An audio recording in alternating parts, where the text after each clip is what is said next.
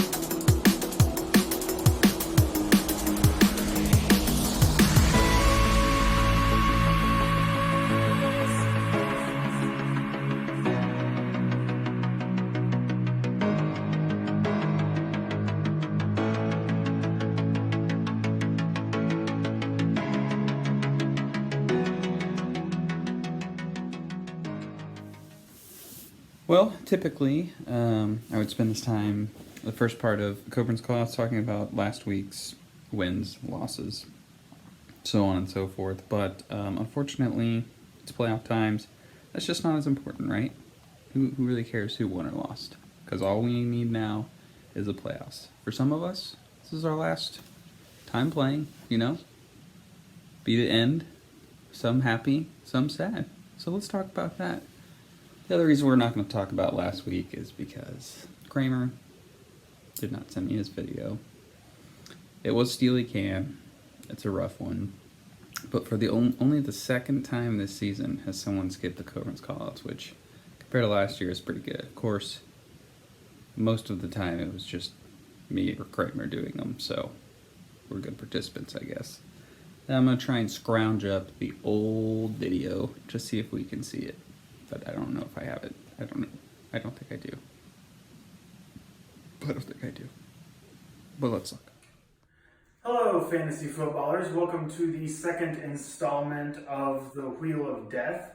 As is very fitting, both Coburn and myself have been week 1 and week 2 in having punishments. My punishment this week for losing miserably is that I need to chug/shotgun a Steel Reserve. For those of you who aren't aware, Steel Reserve is an 8.1% high gravity lager. What that means, I don't know, but it sounds very gross, and in my prior experiences is very gross. So what you're about to see is probably going to be a very messy, sloppy attempt at shotgunning a beer.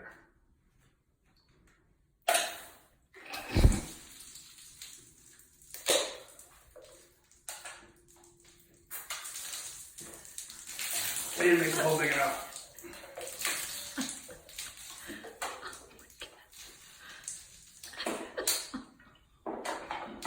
Oh, that's awful. That was not my best work. That cost $1.43 and I'm not doing it. Oh, what joy I did. That was one of the first wheel spins, I believe. I think it might have been the first one, reminiscing. What great memory. So congrats to Kramer. You suck a big D for not sending me a new one. Don't know what that's all about. Not cool. Not cool at all. Luckily, I will forever have that video saved. And anytime you don't do as I say, you'll see it. Let's talk about the playoffs. Okay? I think it's only appropriate to talk about the Losers Bowl first. Kramer and Evan Ian are in last place, which for those of you still struggling to understand how the losers bracket works, that still means they get a bye, which means they don't play, which means they advance. And only if you lose do you advance. So the biggest loser ends up getting the teddy, which means if you win, you're done, which sucks, but hey, at least you're not in the running for last place. Also, even though you win and are no longer playing for anything related to ranking or whatever, you're still eligible for the $15 positively, but since you're in the Teddy Bowl, more likely the wheel spin. So make sure and still include your lineup all the way to the end of the season so you don't end up having to spin the wheel. For the actual players this week, I will be playing Mr. Matt. I believe that's already started. I had Akers this week, who did well. I thought I was going to get McCaffrey back, but he's out. Strained his quad. So there goes what I would say was a guaranteed win out of the loser's bracket. And now I don't know. Probably in it. So Matt, if you could do something about your team, pull some people, that'd be great. Zach and Eli playing on the other side. Well, guys, Steel Reserve did not do well. Although, we'll see soon. On the other side, we did have one great victor, great champion. Congrats to that person. So there we go. That's it. Evan, Ian, and Kramer with the buys this week. Still have your lineup set, like I said. Still get that wheel spin. Me versus Matt, and Zach versus Eli. Beer time.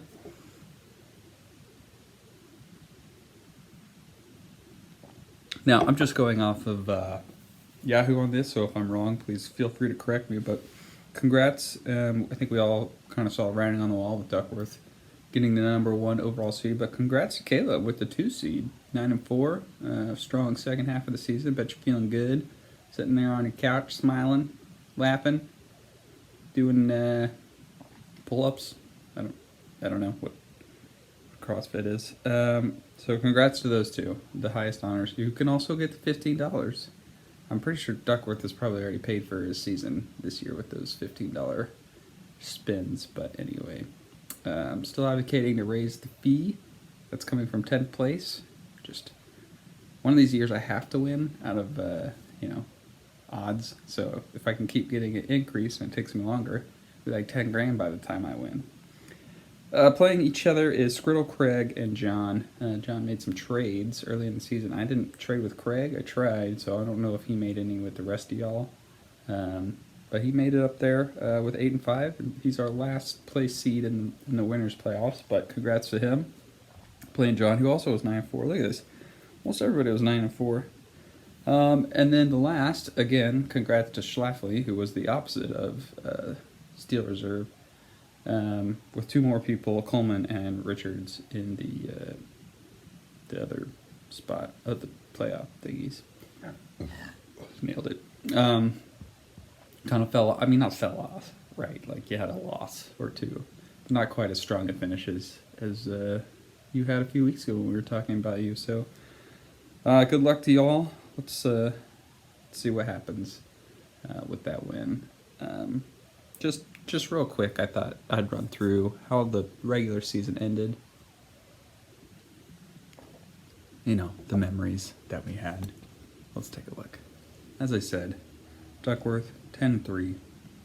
5 wins in his division. He also had the most points in the league, which I know Evan was claiming to for a while, but that was ripped away from him. Unfortunately, he also had one of the easiest schedules with the least points scored against him. So what does that mean? What are we doing? Who decides who plays who, right? Actually, I have no idea how the Schlafly division has so many wins with so many points scored against them. Apparently, whenever they played anyone else in the division, they shit the bed. So that seems strange. Spent almost all of his waiver, which I can appreciate. He's only got $6 left. $9 left. Crazy. On the flip side, Coleman got 4th, and he still has $100. Didn't do any waivers that he put money into. I'd say someone tell him how to do it, but I don't really care. The reason he's ahead of Richards, somebody tell me, I believe is points that he scored. Nope, that can't be true. It's divisional. I knew that. I actually knew that. So he was 4-2 in the division, while Richards was 3-3. And somehow Kramer in 11th did not pull off a division win. Surprising. Me, however, in 10th place, I had 2 of my 3 wins in the division. So I'm not sure who I beat out of the division. I'm thinking it was Kramer. But there you go. Division wins are somehow important. Similarly, with Caleb, 9-4. He was a killer in our division, 5-1. I almost beat him, not really. Lots of moves there. Only 13 moves outside of trades, so he must have drafted well, let's say. Matt, who was in 7th place, scored almost as many points as scored against him, which is very interesting. Because if it, was a... That means he's just snuck by a bunch of wins to get 7. Unfortunately, I'm putting him in the playoffs, but this is impressive. He only got $1 left. Why didn't you spend that $1, Bo? What are you saving it for? Anyway, to the winner of the most moves by 1 move goes Coburn. Thank you. Thank you. When your team is dog shit, you got to make moves. I had 57. Again, when your team is dog shit, you got to make moves. Evan had 56, 1 less than me. But I didn't score a lot of points. I was the 4th lowest, which makes sense considering where I finished in the standings overall. Luckily, I had a little Mr. Kramer to do the worst of the season. I actually had more points than Matt, who finished 2nd in our division. So it's all about your matchups, I suppose. John was 6-0 in his division. That's a pretty good way to get into the playoffs if you're going to be 6-0 in your division. He also spent all of his waiver dollars. Smart. And he was one of the highest scoring teams that we had. I think he only had the other division winners that were ahead of him. So there you go. That's how he did it. I'm sure Travis Kelce had a lot to do with that. All right, we're wrapping this up. Squirrel Craig, 8-5, 3-3 in the division. So it was all about those out of division wins. So what I just said about division wins being important wasn't true because he won most of his out of the division. Also spent all his waiver dollars, smart, and had a pretty high scoring season. And then Eli, 3-3, man, a lot of points. You did it all right. Just wasn't your year, brother. What can I say? Next year. There you go. Go playoffs. Go teams. Go winning. Here's 2021 for those of us that are not playing for the championship. For those of you that are. Looks like I have a gold tooth. Good luck, I guess. I don't really care. Here's a hoping I get a win this week. And if not, we'll see you next week. Bye, boys.